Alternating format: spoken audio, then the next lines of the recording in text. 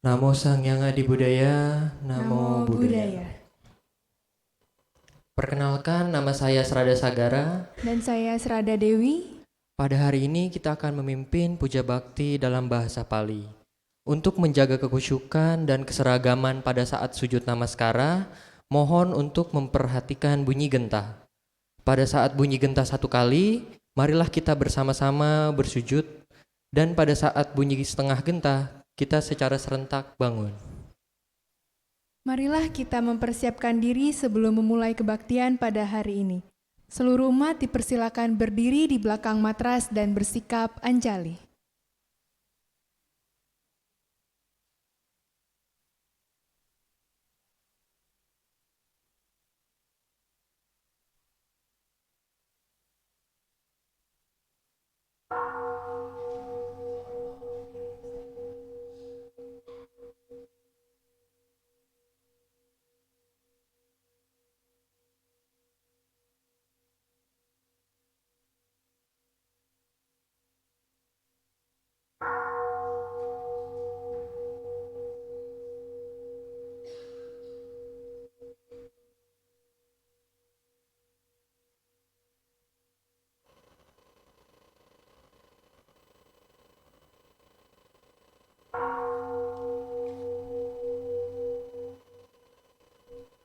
Gata Pendupaan.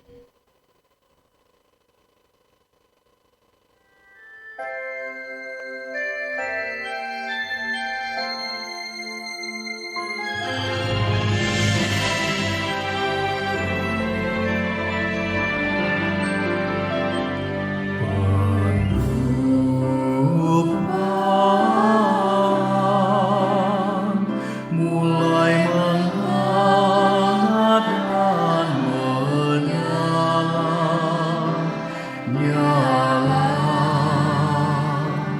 Dharma Datu, Dharma Datu, diliputi wanginya, diliputi wanginya. Wanginya di hadapan persamuan agung para Buddha.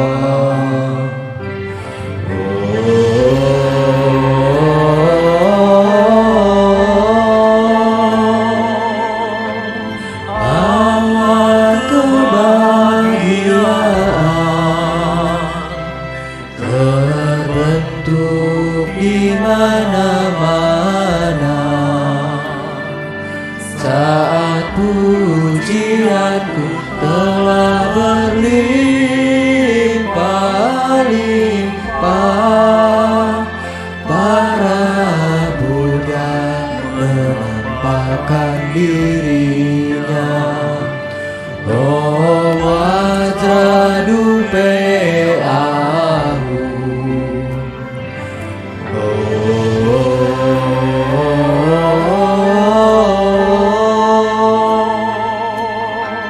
awan kebahagiaan terbentuk di mana-mana saat pujianku telah berlimpah-limpah. Para Buddha menampakkan dirinya. Oh Wajradupe Ahu, oh Wajradupe Ahu, oh Wajradupe Ahu.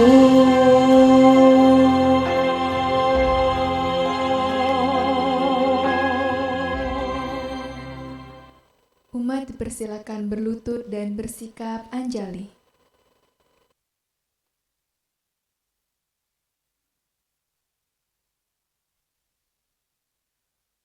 Nama Karagata, halaman 9.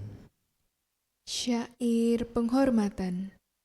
Bagawa yang maha suci telah mencapai penerangan sempurna. Dharma telah dibabarkan dengan sempurna oleh Bagawa. Sangga siswa Bagawa berperilaku baik. Di hadapan Buddha, Dharma, dan Sangga, aku bersujud. Arahang Samma Sambuddho Bhagawa Buddhang Bhagawantang Abhiwademi. Namo Buddhaya. Swakato Bhagavata Dhammo Dhammang Namasami. Namo Dhammaya. Supatipano Bhagavato Sawaka Sangho Sanggang Namami. Namo Sanggaya.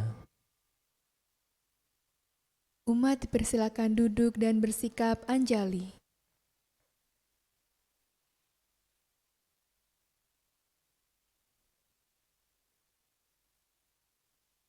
Wandana halaman 16. Syair penghormatan. Terpujilah Sang Hyang Adi Buddha yang Maha Esa, Bhagawa yang Maha Suci, yang telah mencapai penerangan sempurna, dan semua bodhisatwa Maha Satwa. Namo Sang Hyang Adi Buddhaya.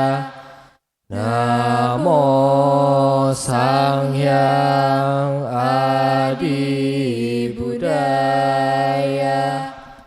Namo Sang Hyang Adi Buddhaya.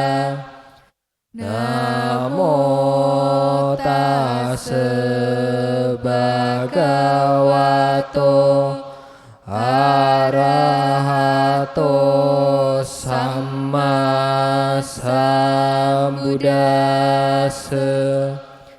Namo tassa bhagavato arahato samma sambuddhassa.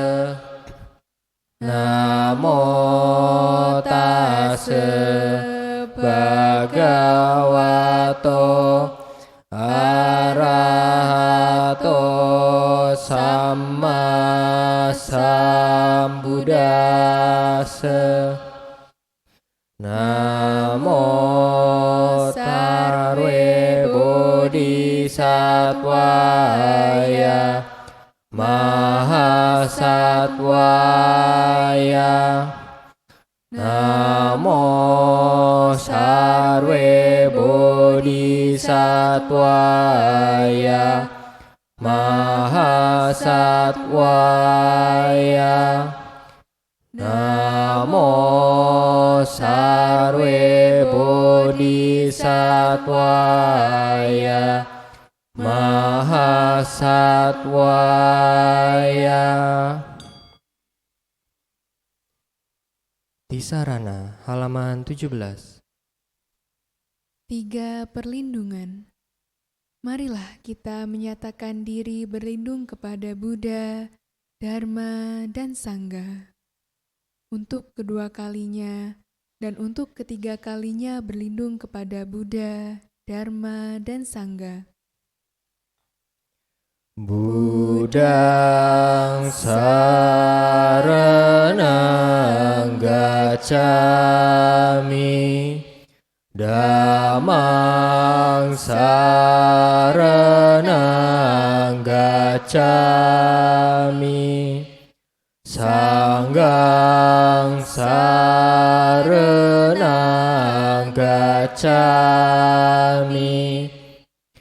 Dutiyampi buddhang saranang gacchami. Dutiyampi dhammang saranang gacchami. Dutiyampi sangghang saranang gacchami. Tatiyampi buddhang saranang gacchami. Tatiyampi dhammang saranang gacchami. Tatiyampi sangghang saranang gacchami.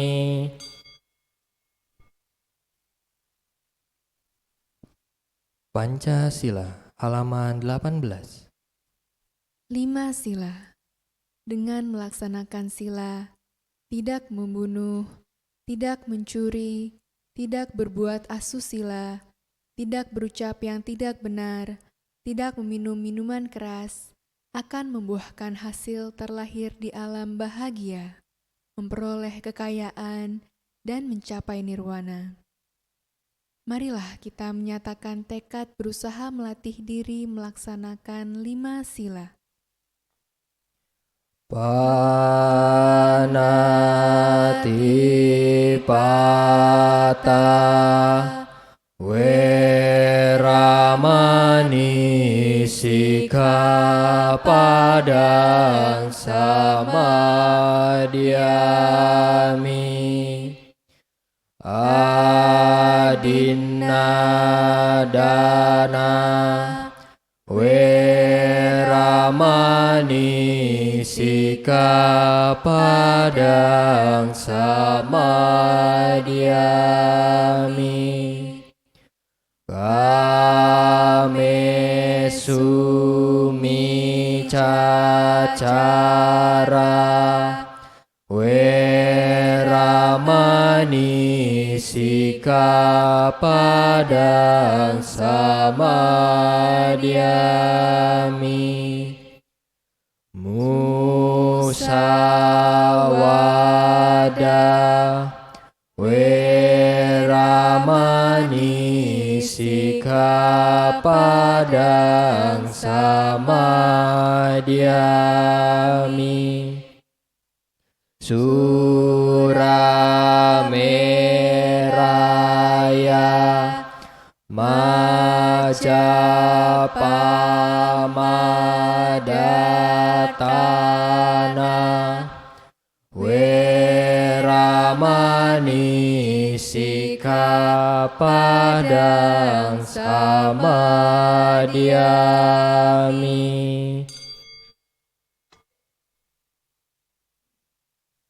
Buddha Nusati, Dhamma Nusati, Sangha Nusati, halaman 19.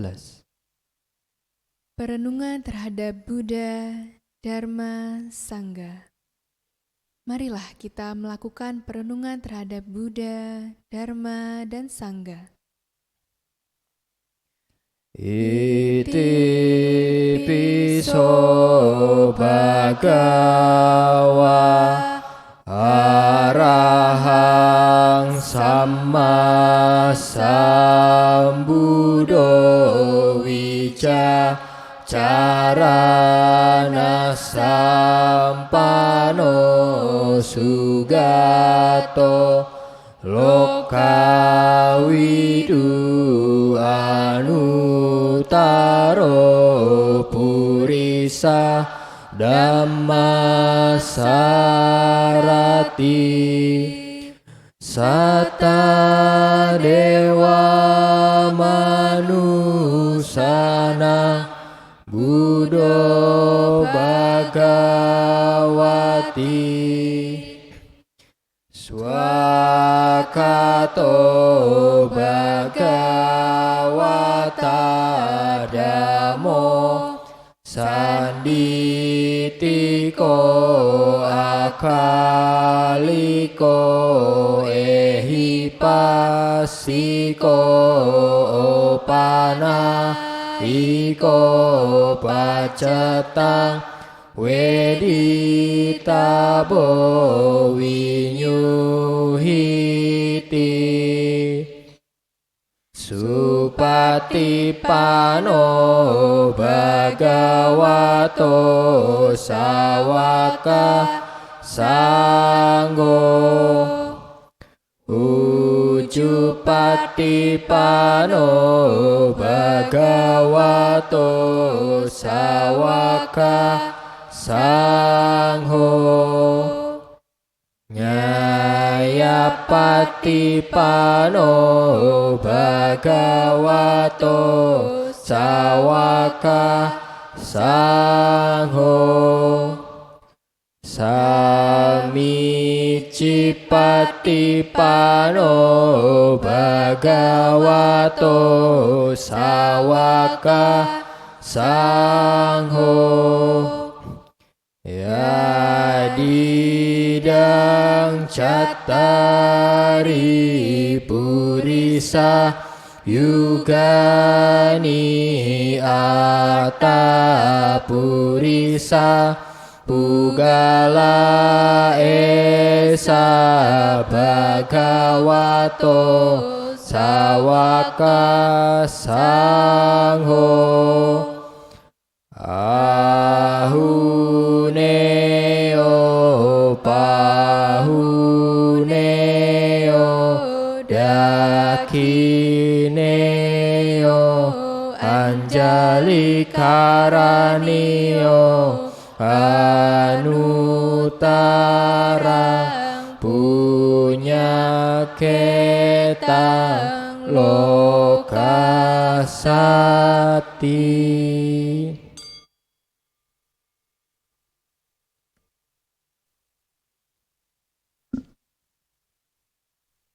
Karania Metasutta, halaman 29. Suta cinta kasih yang harus dikembangkan. Ini yang harus dikerjakan oleh dia yang terampil dalam kebaikan untuk mencapai ketenangan, harus mampu, jujur, sungguh jujur, ikhlas, lemah lembut, tiada sombong. Merasa puas dan mudah dilayani, tidak sibuk berlebihan dan hidup sederhana. Tenang indranya dan waskita, rendah hati, tidak melekat pada keluarga. Tak berbuat kesalahan barang sekecil apapun yang dapat dicela oleh orang bijaksana. Semoga kita bahagia dan sentosa. Semoga semua makhluk berbahagia. Makhluk hidup apapun juga yang bergerak dan tidak bergerak tanpa kecuali, yang panjang atau gemuk, yang sedang, pendek, kecil atau besar, yang terlihat atau yang tak terlihat, yang jauh atau yang dekat, yang telah lahir atau yang akan dilahirkan. Semoga semua makhluk berbahagia. Tidak menipu orang lain, tidak menghina siapa saja di mana saja. Jangan karena marah dan benci, mengharapkan orang lain celaka. Bagaikan seorang ibu mempertaruhkan jiwanya, melindungi anaknya yang tunggal. Demikianlah terhadap semua makhluk, cinta kasih dalam pikiran dipancarkan tanpa batas. Cinta kasih ke segenap alam semesta dalam pikiran dipancarkan tanpa batas. Ke atas, ke bawah, dan ke sekeliling, tanpa rintangan, tanpa kebencian dan permusuhan. Selagi berdiri, berjalan atau duduk, atau berbaring selama tiada lelap. Dia tekun mengembangkan perhatian penuh kesadaran ini, yang disebut kediaman luhur. Tidak tergelincir pada pandangan yang salah, dengan sila dan pandangan yang sempurna. Setelah melepaskan kemelekatan nafsu indera, dia tidak akan pernah kembali lahir dalam rahim lagi. Karania mataku salena, yantang santang padang abisa meja, sako ujuce sujuje, suwaco casamudu anatimani, santu sakoce subaroce, apakicoce salahu kauti, santidrioce nipakoce, apagabo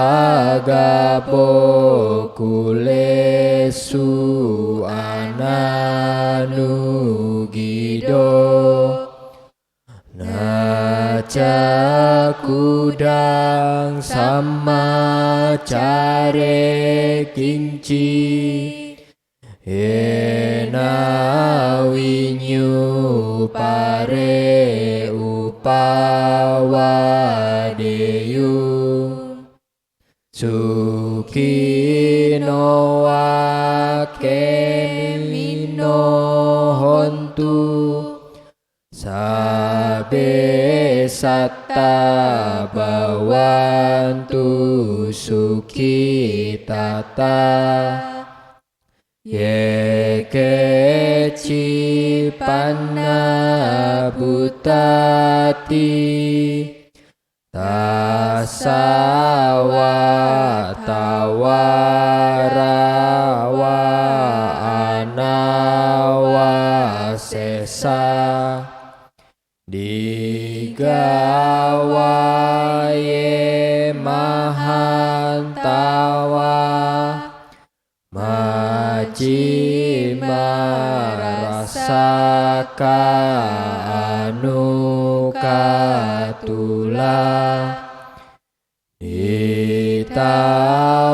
itawaye wa adita, ye cadure wasanti awidure, utawa sambawe siwa, sabe satta bawantu sukitata, naparo parang niku beta, nati manyeta kata cina kinci, ya rosanna patigasanya, nanyamanya sadu kami cea, matayatani yang putang, ayu saeka puta manurake, ewampi sabba butesu, mana sambawaye aparimana metang ce sapalokasmi mana sambawaye aparimana udang ado cetiriang ce asam badang awerang asapatang titang carang isi noa saya noa yawata sawigata mido etang sating adithea Brahma metang wiharang idamahu diting ce anupagama silawa dasanena sampano kame suwinea gedang nahi jatu gabaseang punare titi.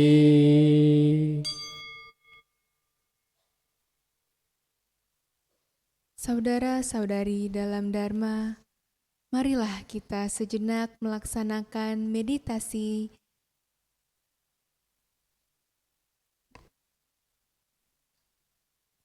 Meditasi dimulai.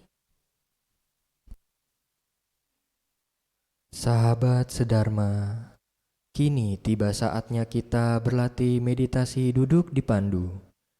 Pilihlah postur duduk yang nyaman dan rileks. Jika Anda duduk di kursi, izinkan kaki Anda menyentuh ke lantai. Jika Anda duduk di matras, izinkan kedua lutut beristirahat menyentuh matras atau lantai. Punggung tegak namun rileks, dengan tidak bersandar pada apapun. Dada tidak membusung atau membungkuk. Kedua telapak tangan bisa saling bertindihan. Kedua ibu jari bisa saling bersentuhan membentuk sebuah lingkaran kecil dan diletakkan di atas pangkuan kaki. Bahu rileks. Kepala tegak.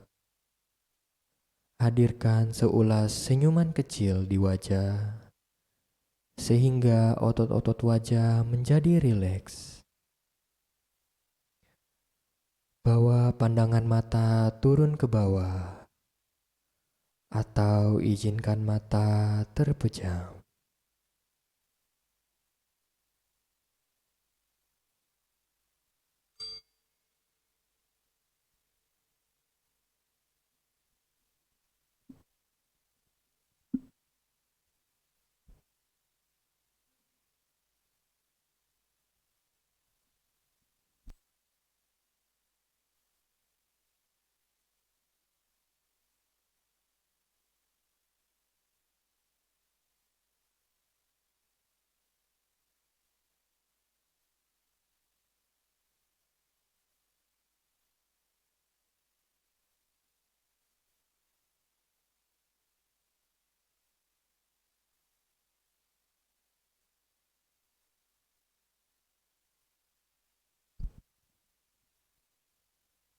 Bernafas masuk, saya merasakan dan mengenali sensasi nafas masuk.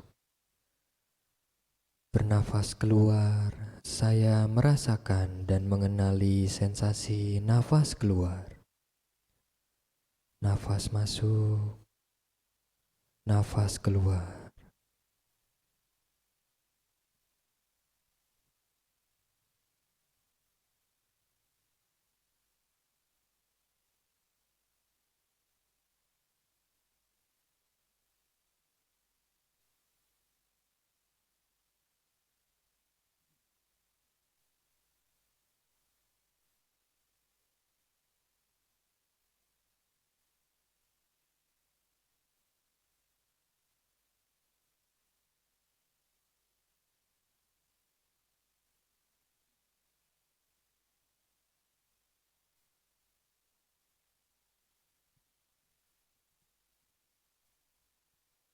Bernafas masuk, saya mengikuti nafas masuk dari awal hingga akhir. Bernafas keluar, saya mengikuti nafas keluar dari awal hingga akhir. Mengikuti nafas masuk, mengikuti nafas keluar.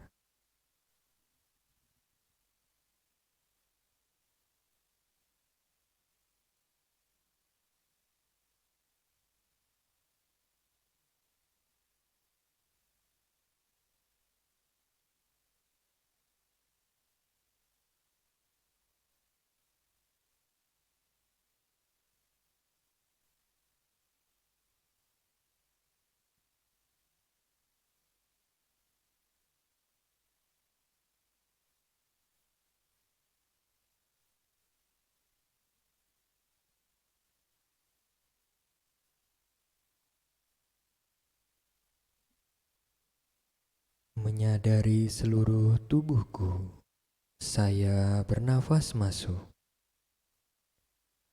Merilekskan seluruh tubuhku, saya bernafas keluar. Menyadari tubuh, merilekskan tubuh.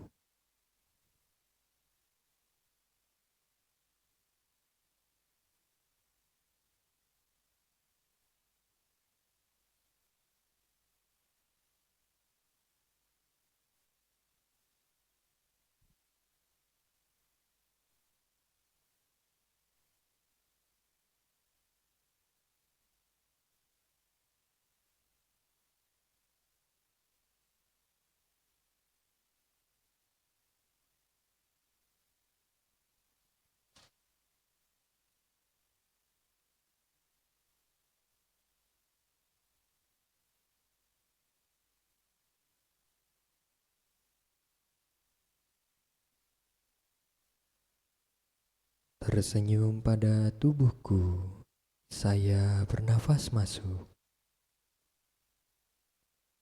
Melepaskan semua ketegangan yang ada di tubuhku, saya bernafas keluar. Tersenyum pada tubuh, melepaskan ketegangan.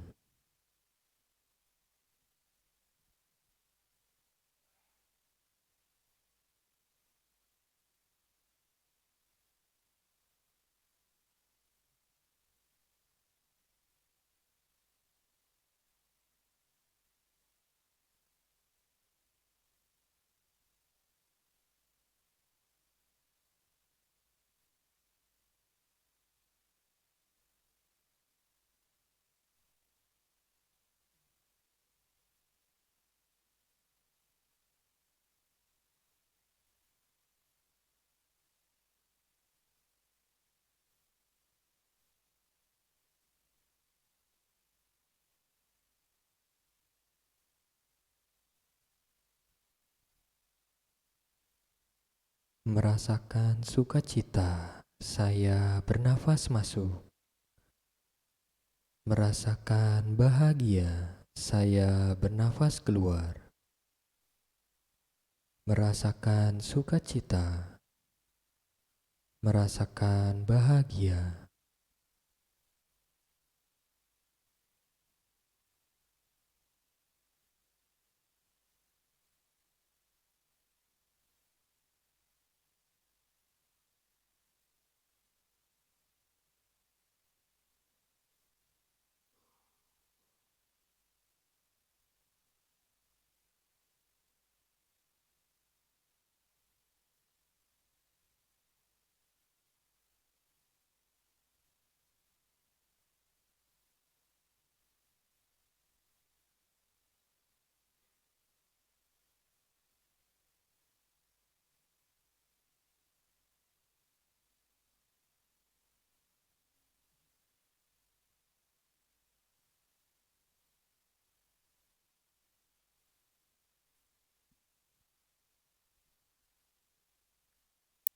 Hadir pada saat ini, saya bernafas masuk.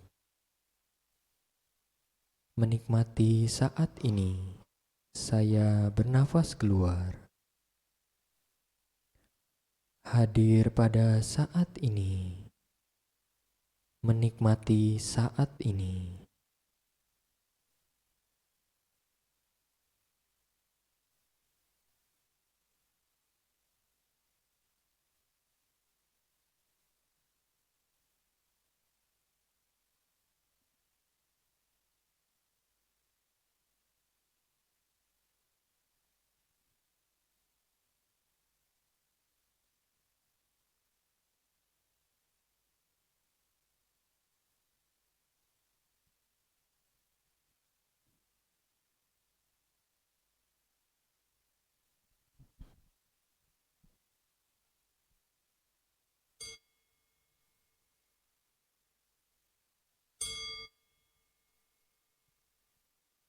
Demikianlah akhir dari sesi meditasi duduk kita. Gerakan kedua telapak tangan secara perlahan. Gerakan tubuh perlahan. Rangkapkan kedua telapak tangan di depan dada. Silakan membuka mata, bungkuk hormat. Meditasi selesai.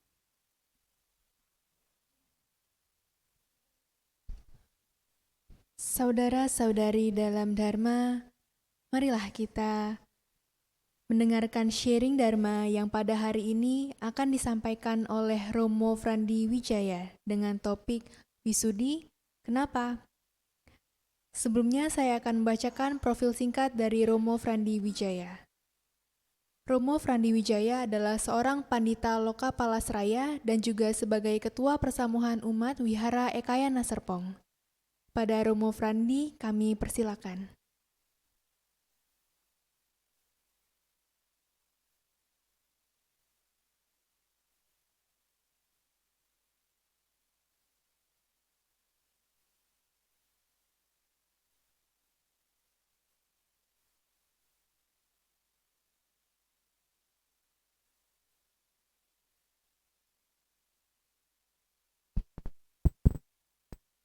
Selamat pagi semua. Pertama-tama terimalah salam kasih dalam Dharma, Namo Sang Hyang Adi Budaya, Namo Buddhaya. Hebat ya, umat Kayana. Hari ini sebetulnya anak sekolah udah libur kayaknya ya? Udah mulai libur ya? Oh, yang biasa ngantar anak semua langsung ya. Tapi masih sebanyak ini yang hadir. Terima kasih Anda semua berkenan hadir ke wihara.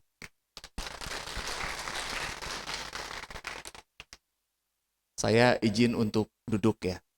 Yang tadi pagi udah ikut mungkin tahu kenapa alasannya. Tapi saya ulang sedikit. Jadi saya dapat masukan dari umat juga. Romo kalau sharing, kalau umatnya bersila, apalagi jaraknya cukup dekat, tolong jangan berdiri. Saya bilang kenapa? Yang paling depan pegel leher, mau begini aja. Jadi saya izin duduk ya. Oke, Bapak Ibu. Sebelum saya masuk topik, saya minta izin. Saya tidak lebih tahu dari Bapak Ibu sekalian, cuman saya kebetulan pernah dapat tip dari guru-guru yang baik mengenai meditasi. Saya kebetulan tadi di belakang standby, jadi saya agak lihat-lihat. Jadi Bapak Ibu, kalau meditasi, postur itu penting sekali. Sangat-sangat penting. Kenapa? Kalau posturnya kurang baik, kita nggak bisa bertahan cukup lama. Sayang, pada waktu objeknya udah mulai dapet, batin kita udah mulai diem dengan objeknya, hanya karena postur kita nggak baik, dia lari lagi. Kita akan berulang-ulang melakukan itu. Akibatnya apa? Meditasi kita kemajuannya terhambat. Sayang, Bapak Ibu. Jadi tipsnya begini, yang pertama, kalau Bapak Ibu duduk di lantai, usahakan kedua paha, ujung paha ya, yang mendekati ke lutut itu bisa menempel di lantai. Kalau nggak bisa, silahkan diganjal. Atau tinggikan bagian pinggulnya.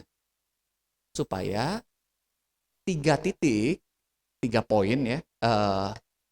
Kedua ujung, yang sebelah sini nggak kelihatan, nggak apa-apa. Mendekati lutut, ujung paha, sini, itu menyentuh lantai. Sama pinggul kita, itu bentuknya segitiga. Itu akan membuat pondasi duduk kita kuat, rapi. Gitu. Yang kedua, kalau terutama ini yang ini para bapak nih, kalau bawa dompetnya dikeluarin dulu kalau mau meditasi. Beneran, sama. Pinggul yang tidak menopang sempurna posisi duduk meditasi akan membuat Anda juga nggak akan bertahan lama. Pegel, nanti pegel sebelah.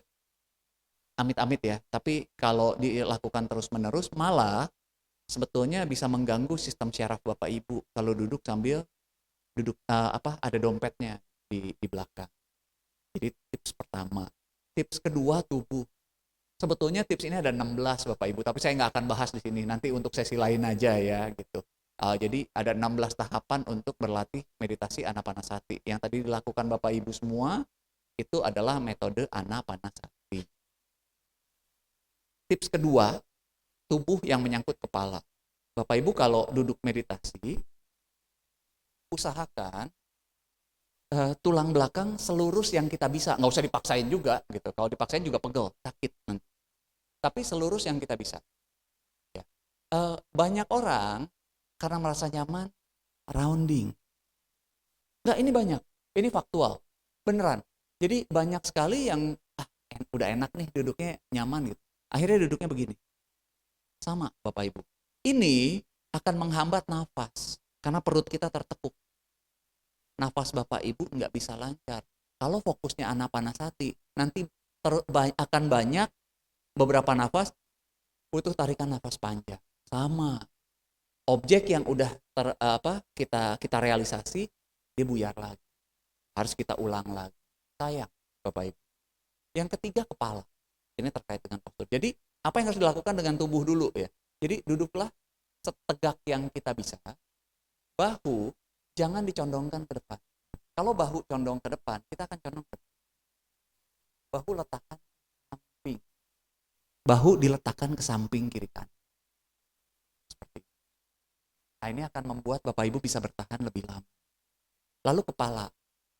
Ada yang banyak ya, yang kepala tuh kayak nyaman. Sama, nanti pegel di bagian belakang kepala.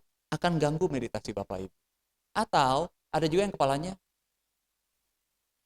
sama, yang ini mengganggu nafas.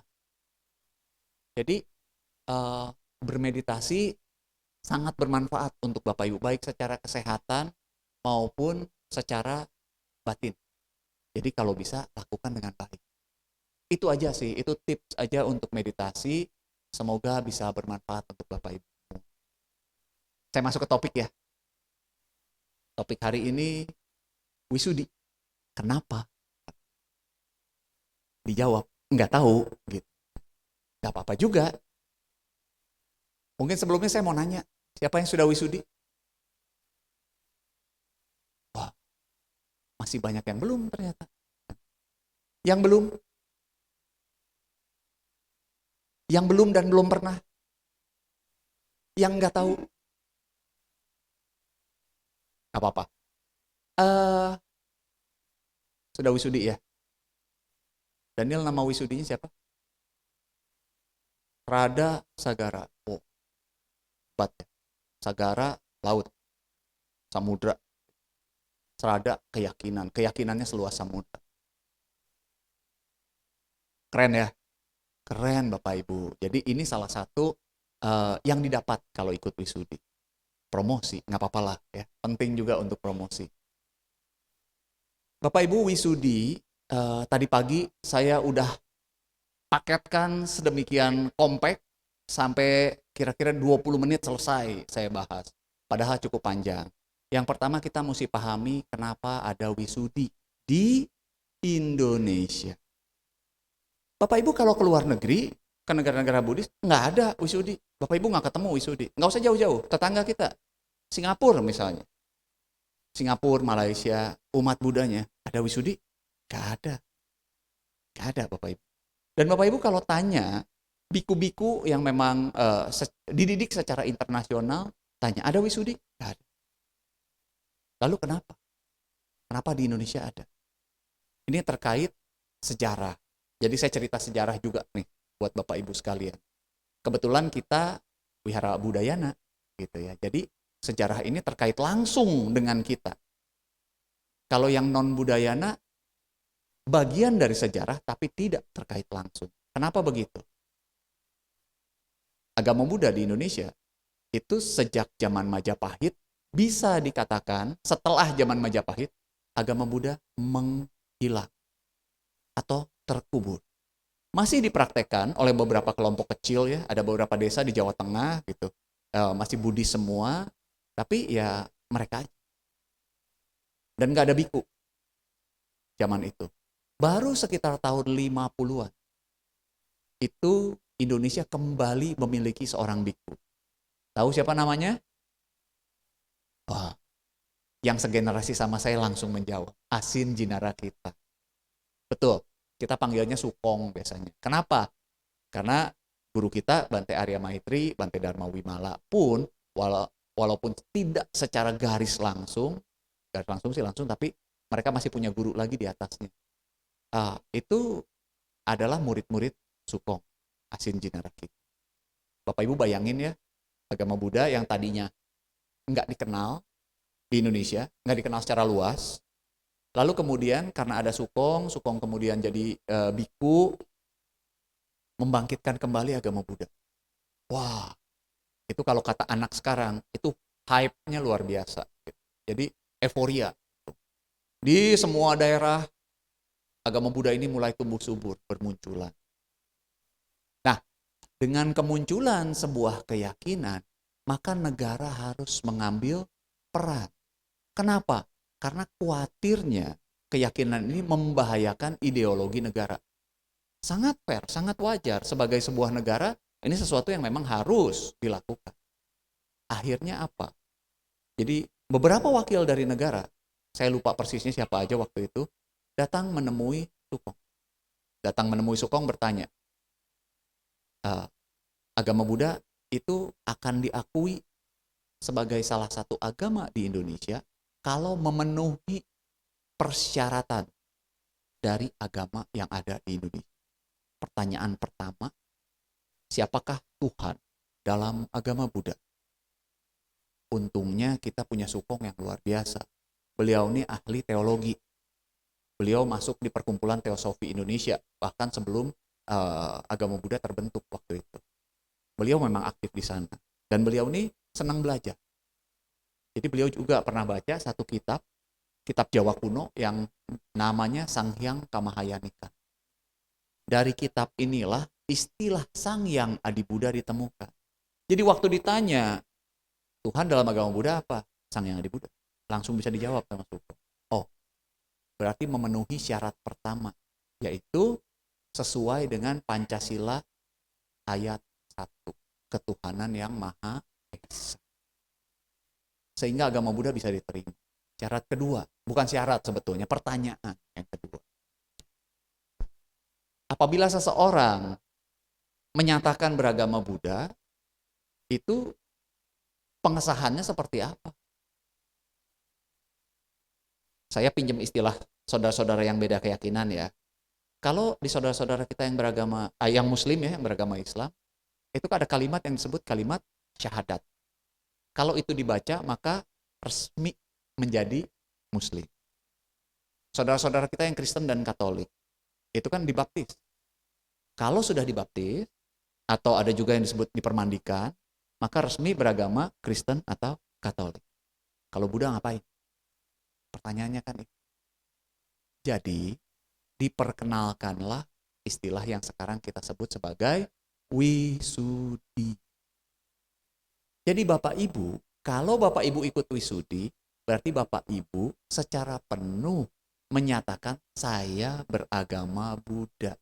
Buktinya apa? Kalau di Ekayana nanti Bapak Ibu dapat satu kartu Wisudi berikut nama Buddhis. Itu makna Wisudi secara sejarah. Jadi sejarah kita memang seperti itu. Makanya Wisudi ini sangat unik untuk Indonesia. Tapi apakah kemudian secara ajaran wisudi ini berbeda dengan ajaran? Jawabannya tidak, Bapak Ibu. Enggak beda. Wisudi, ada yang tahu arti wisudi? Yang tadi pagi ikut pasti udah tahu. Anyone? Halo? Krik, krik, krik. Wisudi artinya pemurnian.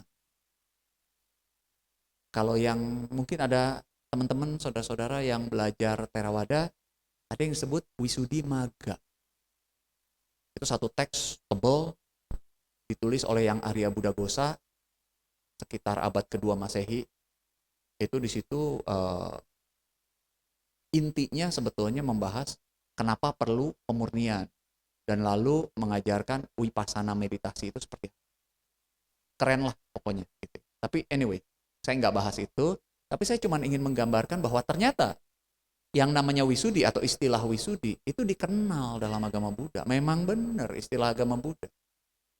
Istilah dalam Dhamma, istilah dalam ajaran. Wisudi artinya pemurnian. Nah,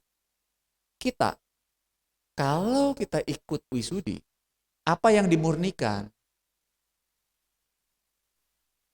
Ada yang tahu? Ada yang nggak tahu? Ada yang nggak tahu, saya nggak tahu. Yang dimurnikan yang pertama adalah sada atau serada. Keyakinan. Iya dong. Kan nggak mungkin Bapak Ibu ikut wisudi tapi nggak yakin. Kan nggak mungkin. Jadi keyakinannya yang dimurnikan. Dengan cara apa? Menguatkan perlindungan kita. Perlindungan kita kepada Triratna. Siapa aja? Buddha, Dhamma, Sangha. Itu yang dimurnikan, dikuatkan kembali. Karena kenapa? Tadi bacakan ya, semua baca Tisarana. Ada yang waktu Tisarana? Saya diam aja. Gak ada ya, semua baca. Tisarana adalah pengambilan perlindungan. Kenapa kita mengambil perlindungan kepada Buddha, Dhamma, dan Sangha? Ada yang tahu kenapa? Kenapa kita harus berlindung? Karena kita hidup di lautan samsara yang penuh dengan ketidakpastian. Semua anicca. Dan banyak sekali mengakibatkan penderitaan untuk kita. Faktanya seperti itu. Maka kita butuh sebuah tempat, sebuah wadah untuk kita berlindung. Nah, Buddha sebagai sosok guru tempat kita berlindung. Dhamma sebagai teknik, cara, metode bagaimana kita bisa terlindung dari penderitaan-penderitaan duniawi ini. Sangha sebagai komunitas yang merangkul Anda semua sehingga Anda semua bisa terlindung. Hebat kan? Buddha mengajarkan seperti itu. Nah lalu, kenapa kemudian perlu dimurnikan? Karena, misalnya tadi, baca Tisarana. Siapa yang baca Tisarananya pas? Budang saranang gacami. Visualisasinya Buddha. Ada? Halo? Ada. Ada yang Damang saranang gacami. Visualisasinya Dhamma. Aja. Sanggang saranang gacami. Visualisasinya Sangga. Gak ada. Harusnya itu yang dilakukan. Jadi lihat, bahkan Bapak Ibu semua di wihara, duduk bareng, baca Tisarana bareng, pikirannya tidak bareng. Yang satu mikir, habis kebaktian, bakmi. Yang lain mikir, habis kebaktian, ini anak satu dari pagi belum bikin PR. Lihat. Secara ucapan kita melakukan Tisarana. Tapi secara batin, kelayapan batin. Berlarian kemana-mana. Ini yang perlu kita murnikan, Bapak Ibu. Dan ada satu value yang sangat berharga. Kenapa? Kalau Bapak Ibu ikut wisudi, Bapak Ibu menguatkan tekad, perlindungan, menguatkan sada kepada Triratna Buddha Dhamma Sangha di bawah bimbingan anggota Sangga. Jadi Bapak Ibu nanti duduk depan altar, ada guru pembimbing nanti, dan ada guru pendamping, bisa siapa aja. Tapi kalau di kita hampir secara umum, guru pembimbing adalah Bante Arya Maitri. Guru pendampingnya bisa siapa aja. Kadang-kadang Bante Dharma Wimala, bisa juga murid-murid dari beliau berdua. Jadi bisa siapa aja. Kenapa kemudian berbeda? Kualitasnya Bapak Ibu. Kualitas dari, kan kalau yang sampai upasaka upasika, sebetulnya sebaiknya semua ngambil upasaka upasika sih. Karena kenapa? Bapak Ibu baca Pancasila kok. Setiap kebaktian baca Pancasila kan? Ya berarti Anda udah upasaka upasika sebenarnya. Kalau di zaman Buddha datang gitu ya, duduk di suatu tempat yang layak, terus umatnya pada datang gitu ya, umat rumah tangga, duduk sama di tempat yang layak setelah memberikan penghormatan. Buddha manggilnya apa? Wahai para upasaka dan upasika, dengarkanlah misalnya. Jadi Anda itu udah otomatis jadi upasaka dan upasika. Wisudi hanya sebuah upacara, sebuah metode mengukuhkan kembali, menguatkan tekad, memurnikan sila. Nah, bedanya apa kalau ada guru pembimbing? Satu, Anda akan lebih fokus karena ada gurunya. Kedua, kualitas dari guru menentukan praktek kita. Sangat Bapak Ibu, sangat membantu kita. Guru-guru yang berkualitas akan membantu praktek kita jadi lebih baik. Ketiga, kalau Bapak Ibu mengambil wisudi, kemudian dibimbing, itu ada apa ya? Ada doa dari para guru ini dalam bentuk nama. Kan nanti dikasih nama wisudi semua. Nah, nama ini berbeda-beda. Saya dikasih nama Gunawarman. Awalnya saya juga Gunawarman. Siapa Gunawarman ini? Jadi saya tanya guru saya. Guru diksa saya Bante Dharma Wimala. Saya tanya, siapa? Gunawarman ini siapa? Ternyata setelah tahu saya kaget. Jadi Gunawarman itu adalah salah satu misionaris Buddhis di zaman dulu yang konon dikategorikan sebagai salah satu cendekiawan Buddhis terbesar. Waduh, beban mental bro. Karena itu kan harapan guru saya berarti. Guru saya meletakkan harapan kepada saya dengan nama Gunawarman supaya saya apa? Supaya saya belajar dan supaya saya nggak boleh berhenti berbagi. Waktu itu saya sempat mikir, apa nggak jadi aja ya? Udah batal aja lah jadi panditanya. Mendingan jadi umat aja. Tapi guru saya cuma bilang begini, kalau bukan sekarang, mau kapan? Akhirnya saya pikir, ya udahlah. Tapi karena saya memahami harapan-harapan guru saya tadi, saya nggak boleh malu-maluin. Dalam arti pengetahuan, saya harus belajar. Saya makin semangat belajar, saya memperdalam apa yang saya ketahui tentang ajaran Buddha. Dan ternyata saya sungguh beruntung. Saya sungguh beruntung saya belajar Buddhis. Karena ternyata satu-satunya agama, menurut saya, satu-satunya agama di dunia yang bisa merubah karakter manusia, itu cuma Buddhis. Rasmi. Karena saya datang dari non-Buddhis. Dulu. Satu-satunya agama yang mampu merubah karakter manusia itu hanya agama Buddha. Kalau dipelajari dan dipraktekkan dengan benar. Gitu. Kalau ya udahlah ya, minggu ke wihara, ya, habis ke wihara, ya kita jak-jak lah gitu ya. Atau ada yang orang Hokkien, ya udahlah kita jadi manusia, siapa kun paca. Maksudnya, kenyang tidur makan, kenyang makan tidur. Ya kalau itu yang kita lakukan ya kita nggak kemana-mana. Kita gitu-gitu aja. Balik lagi ke wisudi. Nah, jadi sebetulnya wisudi itu seperti itu Bapak Ibu. Bapak Ibu memurnikan kembali. Sada, sila. Kan cuma 2. Cuman Tisarana yang dibaca sama Pancasila. Kenapa kemudian Pancasila ini penting untuk dimurnikan? Tadi pagi saya dapat pertanyaan yang sangat bagus, Bapak Ibu. Dari seorang AI ya tadi bertanya. Jadi gini, singkat aja untuk Bapak Ibu sekalian. Pertanyaannya adalah, apabila ada seseorang,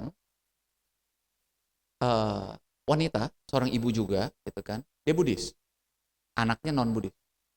Lalu anaknya bilang, kalau mami masih Buddhis, nanti meninggal nggak ada yang sembayangin. Orang tua ini akhirnya demi kebahagiaan anak-anaknya, hebatnya orang tua begitu. Demi kebahagiaan anak-anak. Ya udah, dia pindah. Ikut keyakinan anak. Tapi mungkin, ini cuma kemungkinan ya, karena hatinya nggak di situ, ternyata tidak lama setelah pindah keyakinan, Ai ini meninggal. Meninggal, teman-teman lamanya, teman-teman di wiharanya datang. Mau doain. Gak boleh. Sama anak-anaknya. Jadi kalau doanya beda gak boleh. Ya, fair aja ya.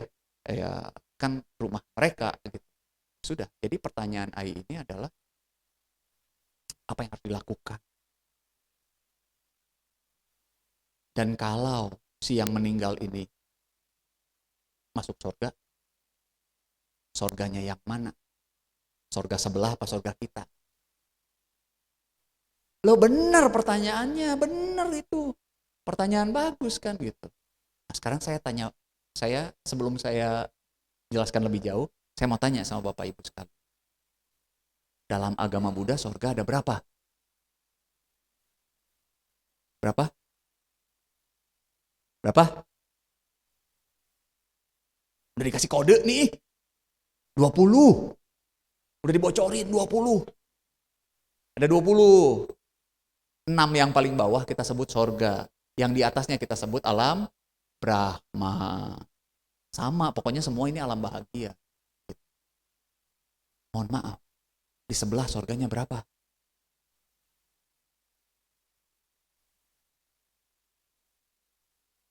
Jadi, kalau secara Buddhis, Bapak Ibu masuk sorga ini sangat tergantung kepada kebajikan yang Bapak Ibu punyai. Dan masuknya bisa di sorga yang berbeda-beda. Balik lagi, kama itu nggak akan, kalau istilah para motivator, usaha tidak akan mengkhianati hasil, gitu ya. Nah sama, kama itu bekerja sedemikian rupa. Kalau kita melakukan banyak kebajikan ya nggak mungkin kelahirannya buruk, begitu. Mungkin saja terjadi kalau kondisi batinnya tidak tenang. Tapi periode waktunya akan sangat berbeda.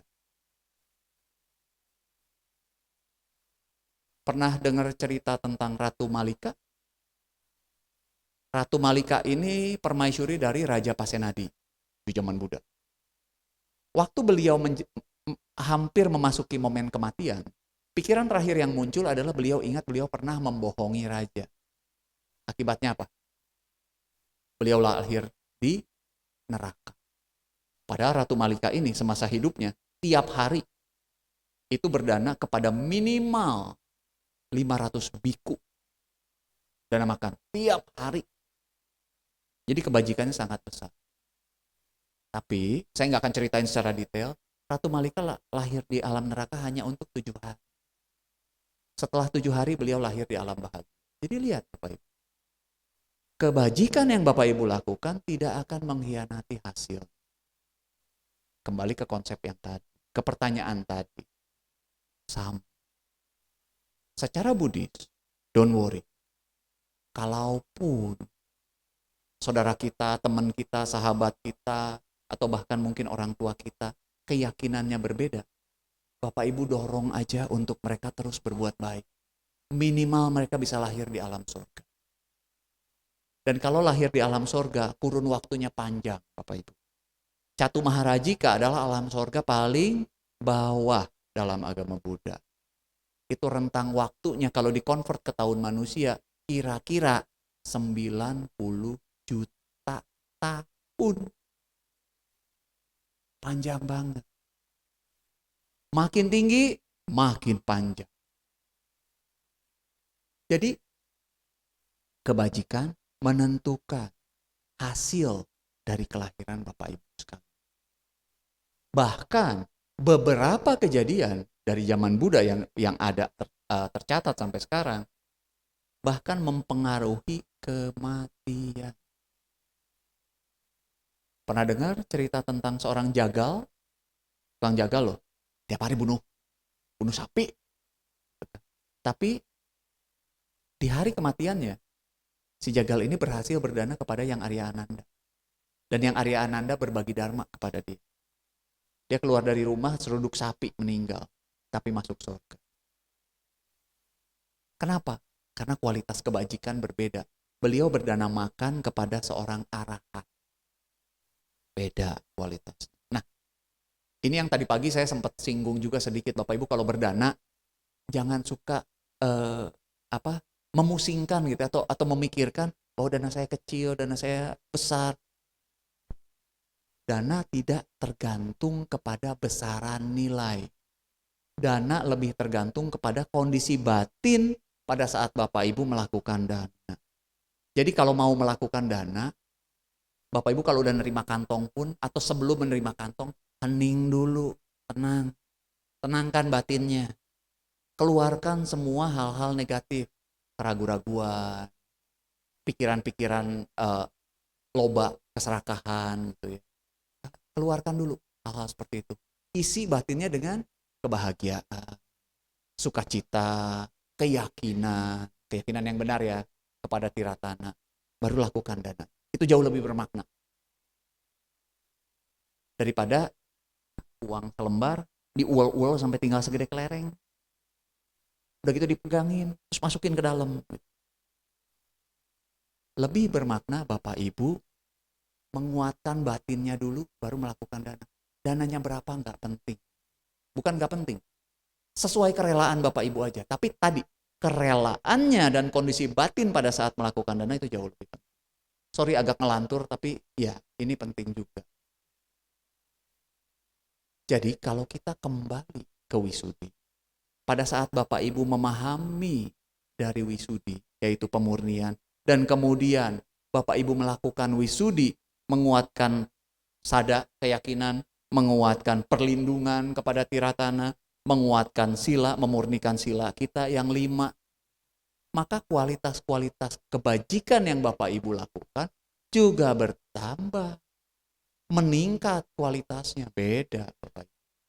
Kualitas seseorang yang teguh memegang sila walaupun cuma 5, lalu kemudian berdana makan kepada sangha yang memegang, katakanlah kalau seorang sangha Theravada 227 sila, itu mutual Bapak Ibu. Si pemberi silanya bagus, si penerima silanya lebih bagus lagi, maka buahnya istimewa. Karena bisa juga terjadi si pemberi silanya bagus, si penerima bahkan nggak punya sila. Contohnya apa? Bapak Ibu berdana kepada kucing liar misalnya. Tetap sebuah dana, tetap. Apakah bermanfaat? Bermanfaat. Apakah menghasilkan kebajikan? Menghasilkan kebajikan. Tapi besaran kebajikannya berbeda jauh dibandingkan Bapak Ibu berdana kepada sangha misalnya. Tapi kebajikan tetap kebajikan. Kalau ladang yang tersedia di depan kita adalah ladang yang kecil, lakukan kebajikan kecil. Kalau ladang yang tersedia di depan kita kebajikan besar, lakukan kebajikan besar. Total dari semua kebajikan yang Bapak Ibu lakukan akan membawa manfaat untuk kehidupan Bapak Ibu sendiri. Nah, ini yang terpenting. Makanya kenapa Wisudi itu jadi penting akhirnya. Dan ternyata tidak bertentangan dengan ajaran Buddha di Indonesia dan seluruh dunia. Walaupun di luar negeri kurang dikenal. Lalu saya pernah dapat pertanyaan. Wisudi, itu sekali aja atau boleh berkali-kali? Kira-kira gimana? Ada pendapat? Sekali aja, siapa yang setuju sekali aja? Siapa yang setuju berkali-kali? Siapa yang abstain? Dua-duanya benar. Karena saya pernah dapat, ini agak lucu kisahnya. Jadi saya nggak boleh sebut nama. Romo, saya mau ikut wisudi. Oh bagus, saya bilang. Tapi saya sudah pernah wisudi. Oh, lalu kenapa mau wisudi lagi? Namanya nggak suka. Loh benar, ini kisah sebenarnya. Ini true story gitu kan. Oh, oke.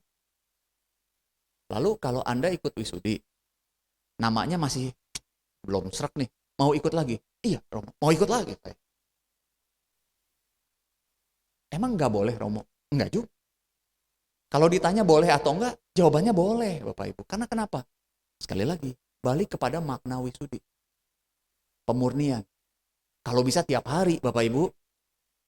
Loh iya, lakukan wisudi tiap hari. Wisudi untuk diri sendiri, gitu ya.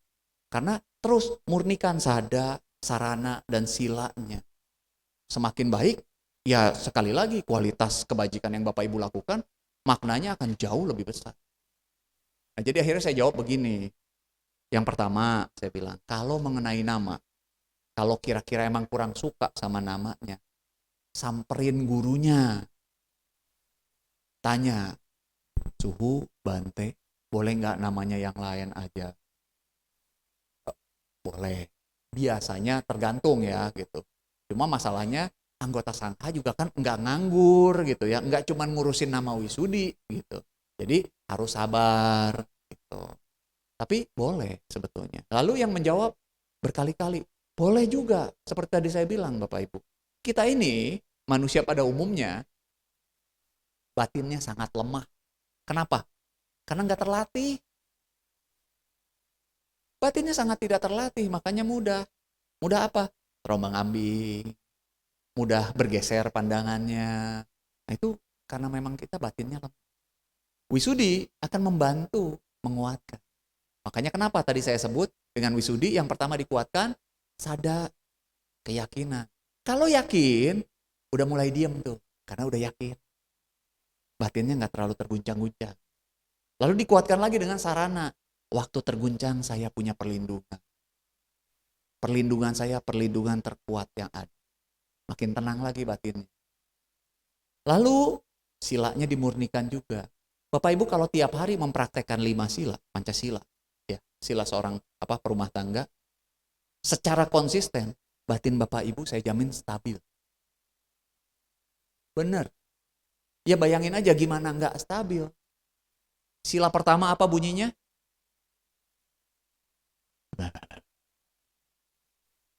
Tidak membunuh. Kalau kita bertekad tidak membunuh berarti tidak juga untuk menyakiti. Kan gitu kira-kira ya. Kenapa? Karena sila pertama melatih kita selain tidak membunuh untuk juga memiliki sifat tidak kejam. Banyak umat kita, saya mohon maaf kalau ada yang tersinggung. Datang minggu pagi ke wihara, Panatipata, Weramani, Sikapada, sama diami terus sampai 5 selesai. Begitu pulang gitu kan, mau buka pintu mobil ada semut. Baru baca Panatipata. Lihat semut udah emosi aja. Pulang ke rumah, mau ke toilet, kecoa. Apa yang dilakukan? Sendal biasanya gitu kan. Atau kalau cewek-cewek, papi gitu kan. Jadi Anda sedang mengajak suami Anda untuk melanggar sila. Loh iya kan dipanggil. Kecoa, selesaikan. Atau you yang selesai. Lihat. Baru baca di wihara. Pulang, udah sendiri mau melanggar sila, suaminya dibawa juga melanggar sila sekalian. Lihat Bapak Ibu, batin kita itu begitu. Karena belum terlatih. Makanya kalau sila pertama kita bisa lakukan, kita akan mengurangi sifat-sifat kejam kita. Kalau sifat kejam kita menurun, batin kita tenang nggak? Tenang. Kalau sifat kejam kita menurun, satu, iri hati kita akan juga menurun. Percaya. Kalau nggak percaya, praktek dulu. Nanti kita ngobrol lagi. Sila kedua, bunyinya apa? Tidak mencuri, boleh. Secara makna sebetulnya tidak mengambil apapun yang tidak diberikan. Bingung bedanya? Saya kasih contoh. Di meja reception di bawah ada tisu. Kalau Bapak Ibu butuh, Bapak Ibu ambil atau minta dulu? Ambil. Bapak Ibu sedang melanggar sila kedua.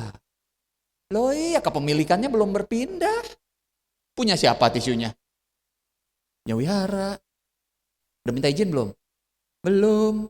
Tapi diambil. Berarti mengambil sesuatu yang tidak diberikan. Kita kalau biasanya mau kebaktian besar, banyak air di sini. Kucuk, kucuk, kucuk, kucuk, kucuk, datang. Pai-pai. Ambil satu, bawa pulang. Udah minta izin? Udah, sama Buddha. Pertanyaan saya, dijawab nggak sama Buddha? Kalau Buddha bilang, ya boleh, gitu, ya boleh ambil. Sama, Bapak. Kita sedang melanggar sila ke. Lalu gimana dong kalau kita butuh? Ya bilang kan ada yang jaga. Cici, Koko, saya butuh airnya, saya minta satu ya. Nanti kan dijawab, oh silahkan diambil. Tidak melanggar sila kedua. Makanya di beberapa wihara yang menyediakan, biasanya menyediakan minuman gitu ya. Saya sarankan ke teman-teman di sana untuk bikin kertas kecil. Siapa yang membutuhkan silahkan ambil. Kalau sudah ada pernyataan itu Bapak Ibu bebas untuk ngambil. Karena sudah jelas, kepemilikannya sudah diserahkan untuk siapapun yang membutuhkan. Gitu. Ribet amat ya beragama Buddha ya.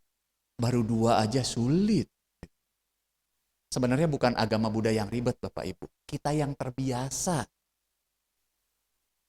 shortcut atau memotong segala sesuatu. Aman. Ini aja belum ada yang mempersilahkan saya nggak berani minum. Loh iya, kalau nggak saya melanggar sila kedua. Ayo. Ups, kata panitia. Sila ketiga. Apa bunyinya? Tidak melakukan perbuatan asusila. Sebetulnya saya bantu luruskan sedikit ya. Kamesu micacara. Kame itu dari kata kama. Kama tapi M-nya 1 ya. Jadi kama itu artinya gairah. Kamesu. Gairah yang muncul gitu. Micacara pelampiasan, melepaskan. Jadi arti sila ketiga adalah tidak melampiaskan hasrat atau gairah secara salah. Kalau udah paham maknanya, kebayangkan. Sila ketiga itu yang nggak boleh ngapain aja. Jadi segala sesuatu yang bertentangan dengan pelampiasan kama, gairah, itu terpenuhi pelanggaran. Kalau dilakukan. Contoh. Pria melihat wanita. Melihat sih boleh. Melihatnya nggak ada masalah. Tapi kemudian muncul keinginan. Muncul gairah. Kita sekarang suka lihat ya. Saya baca di beberapa berita. Di angkutan umum misalnya. Terjadi pelecehan. Biasanya oleh pria terhadap wanita. Gitu ya. Dipegang-pegang lah atau apa. Lihat, terpenuhi nggak kamesu micacara? Terpenuhi. Hasratnya muncul, dilampiaskannya tidak secara benar. Ya kan, ke orang lain, nggak minta izin pula. Yang bersangkutan juga belum mengizinkan, gitu kan. Tapi dilakukan, ya melanggar sila ketiga. Tapi misalnya, kalau terhadap suami dan istri, gitu kan, ya karena sudah terikat secara perkawinan, ya itu tidak melanggar. Ini beda, Bapak Ibu. Sila keempat. Ini yang paling sulit. Tidak berbohong. Betul, musawada sendiri artinya tidak berbohong. Tapi tidak berbohong ini memiliki makna yang lebih dalam. Tidak berbicara yang tidak benar. Ada 4. Apa aja? Yang pertama, tidak berbohong itu sendiri. Yang kedua, ucapan yang memecah belah. Jadi fitnah dan kawan-kawannya termasuk di sini. Yang ketiga, harusa waca, bahasa Pali. Ucapan yang kasar, sinis, menyinggung orang lain. Unfortunately, melanggar. Yang terakhir, sampa palapa dalam bahasa Pali. Ucapan yang tidak membawa manfaat. Saya sering kasih contohnya ibu-ibu hari ini, bapak-bapak aja. Suka nonton bola, bapak-bapak? Tuh. Atau olahraga lah apapun. Besoknya, ketemu teman kantor, teman main, atau teman olahraga, dibahas? Biasanya dibahas. Tadi malam bro, itu sebenarnya dikit lagi gol itu. Bego bener itu orang. Masa nendang segitu aja gak masuk. Lihat. Terus dibahas sama temannya, iya tunggu. Bapak Ibu sedang melanggar sila keempat. Membahas hal yang tidak membawa manfaat. Ngapain? Susah kan beragama Buddha? Susah. Lalu nggak boleh, Romo? Boleh. Sebetulnya. Tapi motivasinya dibenerin. Kalau mau bahas hal-hal seperti itu, batinnya diarahkan. Arahkannya gimana? Lihat. Bahkan di dalam sebuah permainan bola, anicca itu berlaku. Nggak ada yang pasti. Semua berubah. Kalau landasan pikirannya seperti itu, ya silahkan aja mau dibahas juga. Pertanyaannya, ada yang kepikiran begitu? Yang kelima, apa bunyinya?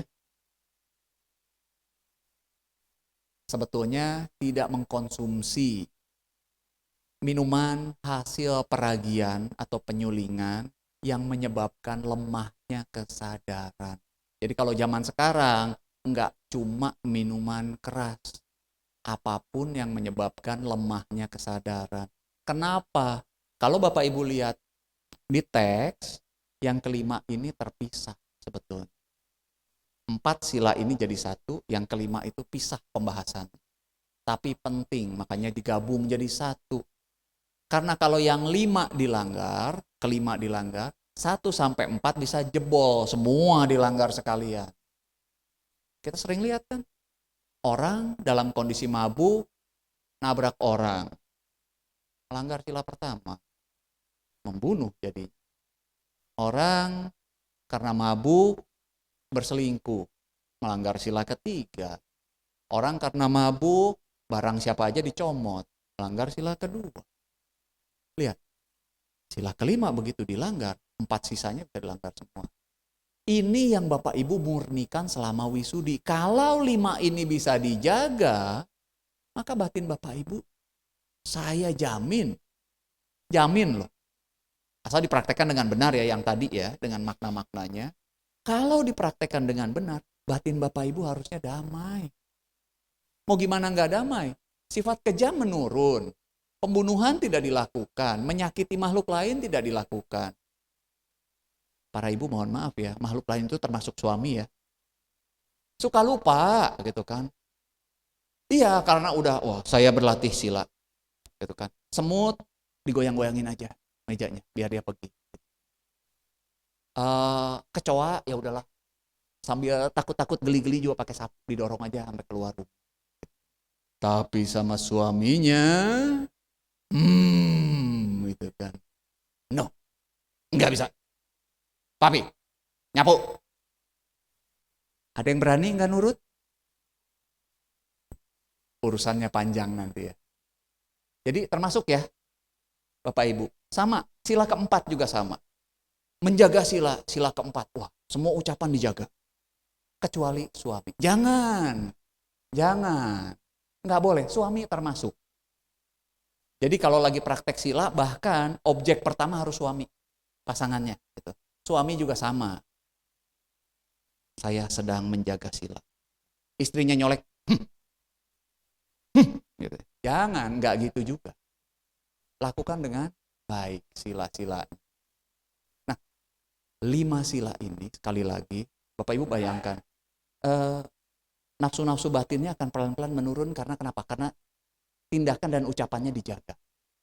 Kan dari 5 sila, 4 itu menjaga tindakan, 1 menjaga ucapan.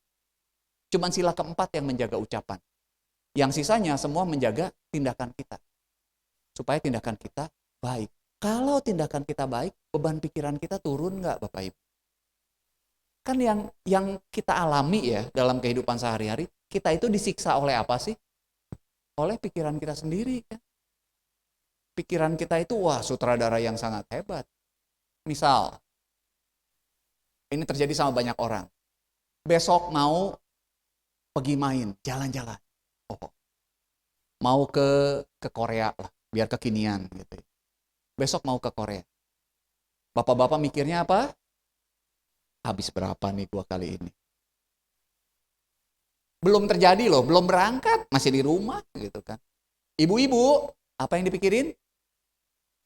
Mau makan ini, mau makan ini, mau mampir sini, mau beli ini. Belum berangkat loh. Tapi pikirannya udah, Jeju Island itu kayaknya kalau saya difoto di sini, wah, pokoknya maknyus. Sampai begitu, itu batin kita tuh. Batin kita itu penuh drama. Sayangnya kita nggak sadar. Kita ikutin aja terus nih si drama nih, mau kemanapun gitu. Lihat, batin kita itu selemah itu. Itu baru hal yang menyenangkan loh. Mau jalan-jalan besok. Gimana hal yang nggak menyenangkan yang terjadi pada kita? Ya kan? Misalnya, perkara paling sederhana yang juga dialami sebagian besar orang tua. Anaknya lulus sekolah mau ke jenjang berikutnya. Apa yang Bapak Ibu pikirkan? Dia mau masuk mana? Bapaknya berapa duit? Itu kan kira-kira. Terus anaknya diteror. Iya kan? Udah daftar belum? Udah daftar belum? Syaratnya apa aja? Udah tanya belum? Tanya gurunya, tanya sini, tanya sana. Ya. Kalau nanyanya masih baik-baik, masih oke, nggak melanggar sila keempat. Kalau ibu-ibu biasanya kalau udah nanya dan jawabannya tidak memuaskan, wah, kelar dah tuh anak. Diberondong pasti kan. Kamu gimana sih? Gitu, panjang udah. Jangan Bapak Ibu. Bukan jangan bertanya kepada anak, silahkan. Tapi nggak usah diteror anaknya. Jangan menimbulkan penderitaan untuk anak-anak. Bapak-bapak juga sama. Kalau bapak-bapak tidak menimbulkan penderitaan biasanya kalau untuk anak, ya udah, terserah kamu aja. Itu beban yang berbeda Bapak Ibu. Dibilang terserah itu juga bingung. Coba Bapak Ibu ngajak makan istrinya. Dibilang terserah gimana bingungnya. Sama. Anak juga begitu. Anak Pak, aku mau sekolah. Iya, terserah kamu lah. Papa nanti siapin uang. Terserah kamu mau sekolah kemana. Bingung anaknya. Dibantu, diarahkan, dibimbing. Itu yang perlu dilakukan. Nah, balik lagi, kalau 5 sila ini Bapak Ibu bayangin, semua terjaga. Kehidupan Bapak Ibu akan meningkat kualitasnya. Jadi sekali lagi, yang belum wisudi, segeralah ikut wisudi. Bulan depan ya? 13 Juli tuh Bapak Ibu, ada kesempatan baik. 13 Juli di sini ya, di Wihara Ekayana Serpong akan ada wisudi menyambut Asada, hari Asada. Jadi yang belum silahkan daftar, silahkan ikuti. Dan sekarang pengetahuannya kan udah ada tentang wisudi. Waktu nanti wisudi, tolong pesan saya yang ikut wisudi nanti, fokus. Ya, hal-hal lain tinggalkan dulu, fokus kepada sarana, sada dulu ya, fokus kepada keyakinan, fokus kepada sarana, perlindungan, fokus kepada pemurnian sila. Bapak Ibu, jadi upasaka-upasika itu enggak seberat yang Bapak Ibu bayangin kok. Tadi saya bahas mengenai sila supaya Bapak Ibu berpengetahuan. Tapi dalam praktek, sebetulnya ini ada riset ya, dan dilakukan oleh banyak ahli. Gitu. Pernah dengar 100 days behavior? Jadi Bapak Ibu ternyata manusia, itu kalau melakukan sesuatu, konsisten selama 100 hari, ya kurang lebih 3 bulan lah ya, itu akan menjadi habit, kebiasaan akan menjadi kebiasaan. Sama Bapak Ibu. Kalau Bapak Ibu mampu menjaga sila 100 hari, sila itu akan menjadi kebiasaan baik untuk Bapak Ibu. Akan terjaga. Ini yang ingin saya sampaikan. Saya udah dapat bendera berkali-kali dari belakang, mohon maaf panitia gitu ya. Masih ada waktu untuk tanya jawab? Nggak ada, mohon maaf Bapak Ibu. Nanti mungkin kalau ada yang mau nanya, silahkan japri aja ke saya. Saya masih di sini setelah kebaktian. Saya nggak kemana-mana. Terima kasih Bapak Ibu sekalian. Semoga apa yang saya sampaikan juga membawa manfaat dan membawa kesadaran untuk Bapak Ibu. Sekali lagi pesan sponsor, ikut dong Wisudi gitu ya, buat yang belum. Buat yang mau nama baru boleh ikut lagi, silahkanlah. Baik, terima kasih semua, selamat pagi. Namo Sang Hyang Adi Budaya, Namo Buddhaya.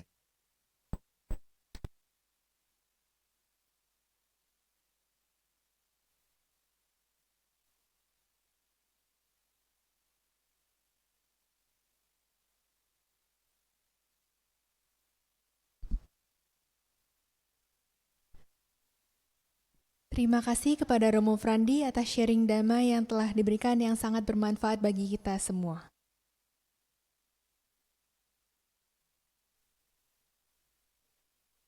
Kini marilah kita melakukan kebajikan dengan berdana untuk kepentingan Dharma seraya menyanyikan lagu Dana Paramita. Umat bisa menyalurkan dana melalui scan kode kris atau ke kantong dana yang telah disediakan.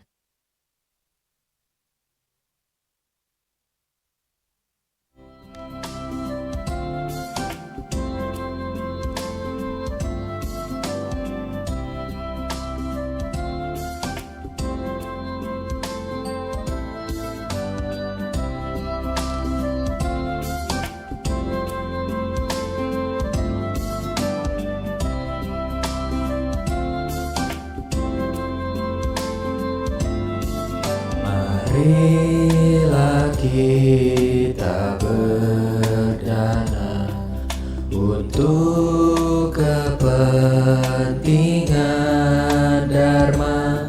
Semoga kita dalam berkah kasih Buddha Maha Suci. Berdanalah kita semua dengan hati ikhlas rela. Semoga karma baik kita berlimpah rahmat Triratna.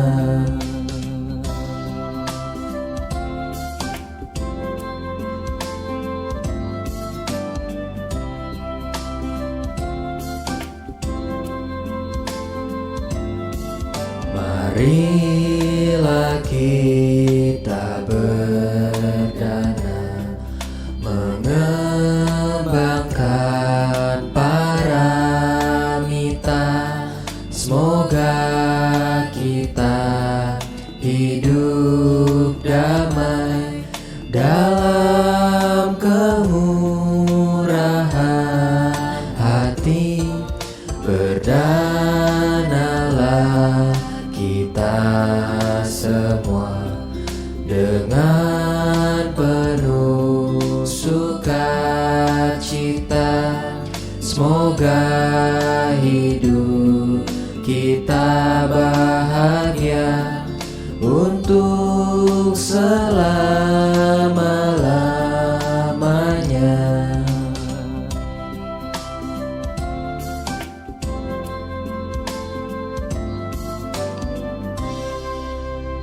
Terima kasih atas dana telah diberikan. Semoga bermanfaat bagi perkembangan Buddha Dharma dan Sangha.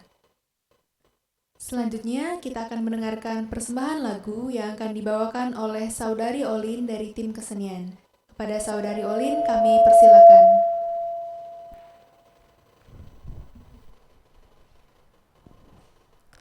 Namo Sang Hyang Adi Budaya, Namo Buddhaya. Saya Olin dari tim kesenian akan membawakan sebuah lagu berjudul Semoga Semua Hidup Berbahagia. Bagi yang tahu lagunya boleh nyanyi sama-sama ya.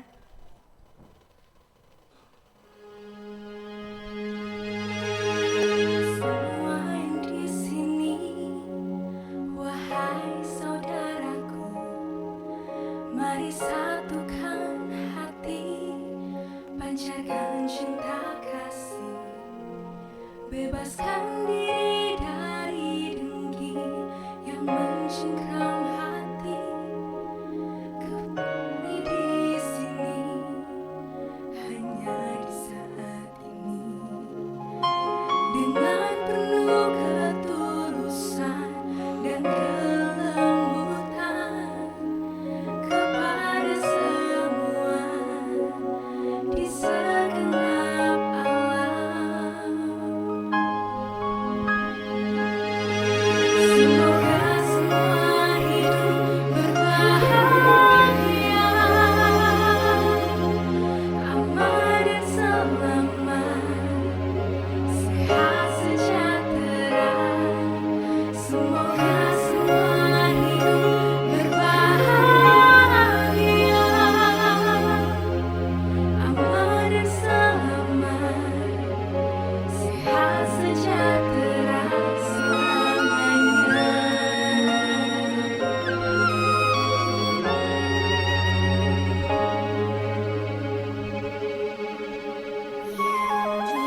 Semua yang di sini, wahai saudaraku, mari satukan hati, pancarkan cinta kasih, bebaskan diri dari dengki yang mencengkram hati.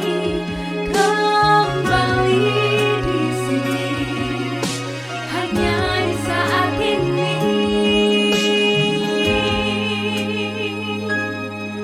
semoga semua hidup berbahagia, aman dan selamat, sehat sejahtera. Semoga semua hidup berbahagia, aman dan selamat, sehat sejahtera selamanya, dengan penuh ketulusan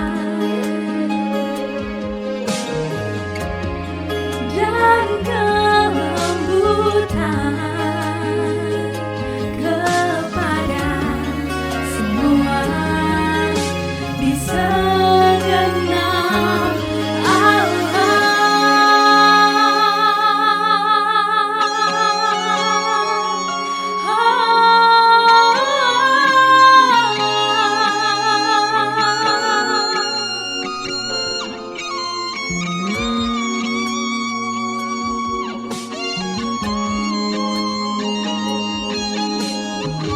semuanya bersama-sama. Semoga semua hidup berbahagia, aman dan selamat, sehat sejahtera. Semoga semua hidup berbahagia, aman dan selamat, sehat sejahtera selamanya.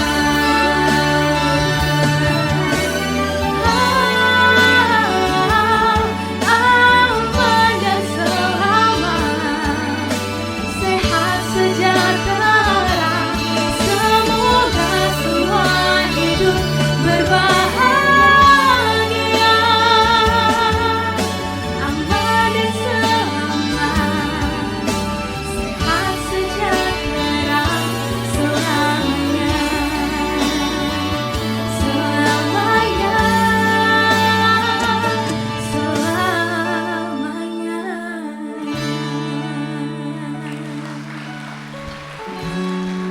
Terima kasih, Namo Buddhaya.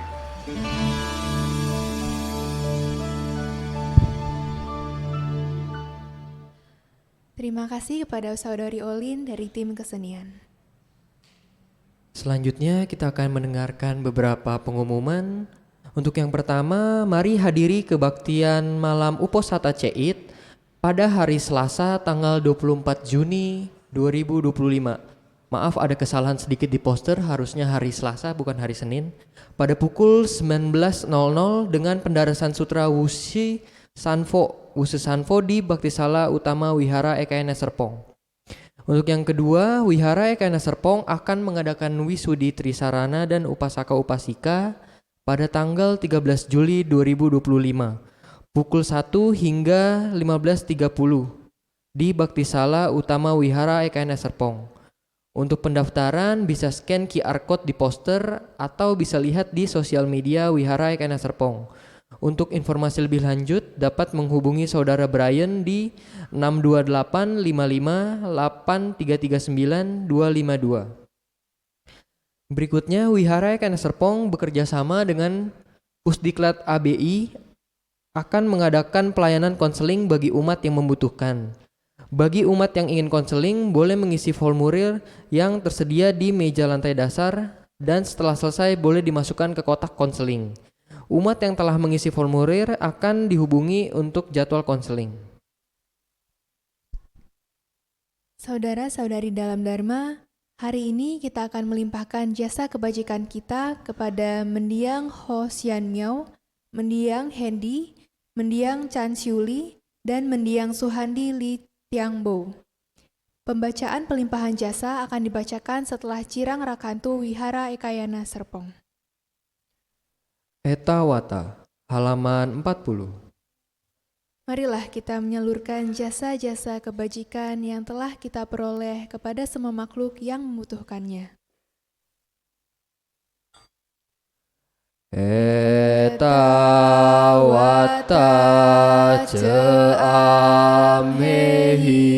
sambatang punya sampadang sabe dewa anumodantu sabah sampati sidia etawata ceamehi sambatang punya sampadang sabe buta anumodantu sabah sampati sidia etawata ceamehi sambatang punya sampadang sabe satta anumodantu sabah sampati sidia akasata cebu mata dewa naga mahidika punyang tang anumodit wacirang rakantu lokasanti akasata cebu mata dewa naga mahidika punyang tang anumodit wacirang rakantu Indonesia idang wonyatinang hotu sukita hontunya tayo idang wonyatinang hotu sukita hontunya tayo idang wonyatinang hotu sukita hontunya tayo dewo wasatu kalena sasa sampati hotu ce Pito bawatu loko ceraca bawatu damiko akasatta cebu mata dewa naga mahidika punyang tang anu modit wacirang rakantu wihara ekayana serpong akasatta cebu mata dewa naga mahidika punyang tang anu modit wacirang rakantu mendiang hosyan miao mendiang hendi mendiang Chan Syuli, mendiang Suhandi Li Tiang Bo, akasatta cebu mata dewa naga mahidika punyang tang anu modit wacirang rakhantu sasanang akasatta cebu mata dewa naga mahidika punyang tang anu modit wacirang rakhantu desana akasatta cebu mata dewa naga mahidika punyang tang anu modit wacirang rakhantu no guru akasatta cebu mata dewa naga mahidika punyang tang anu modit wacirang rakhantu mamparangti sadu sadu sadu. Umat berlutut dan bersikap anjali.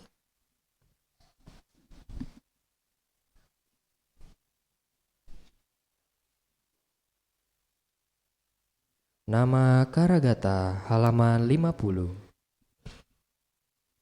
Syair penghormatan. Bagawa yang maha suci telah mencapai penerangan sempurna. Dharma telah dibabarkan dengan sempurna oleh Bagawa. Sangga siswa Bagawa berperilaku baik. Di hadapan Buddha, Dharma, dan Sangga, aku bersujud. Arahang Samma Sambuddho Bhagawa Buddhang Bhagawantang Abhiwademi. Namo Buddhaya. Swakato Bhagavata Dhammo Dhammang Namasami. Namo Dhammaya. Supatipano Bhagavato Sawaka Sangho Sanggang Namami. Namo Sanggaya. Sabisata Bhavantu Sukhitata. Semoga semua makhluk hidup berbahagia. Sadu, sadu, sadu. Puja bakti selesai. Namo Sang Hyang Adi Budaya, Namo Buddhaya.